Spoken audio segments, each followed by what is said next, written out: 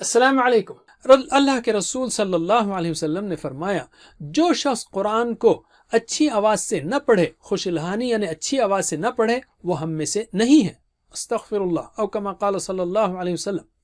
یاد رکھیے، اچھی آواز سے پڑھنا کافی نہیں ہے اگر حروف کے مخارج صحیح نہ ہوں، حروف کی صفات درست ادا نہ ہوں اور تجوید کے قواعد میں غلطیاں ہوں۔ مثلا مخارج کو لیتے ہیں، واللہ علیم، اگر کوئی اس کو اس طرح پڑھے واللہ علیم، تو مطلب ہوگا، علیم کا مطلب اللہ جاننے والا ہے، علیم یعنی اللہ دردناک ہے۔ استغفر اللہ، کتنی بڑی غلطی ہو گئی۔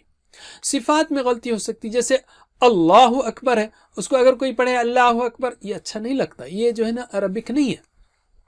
قواعد میں غلطی ہو، جیسے خلقنا، اس کے بجائے کوئی اس کو خلقنا پڑھے تو معنوں میں زبردست تبدیلی آ جاتی ہے، بالکل الٹ پلٹ ہو جاتا ہے۔ خلقنا یعنی ہم نے پیدا کیا، خلقنا ان عورتوں نے پیدا کیا، بالکل ہی مطلب کی جان ہی نکل گئی۔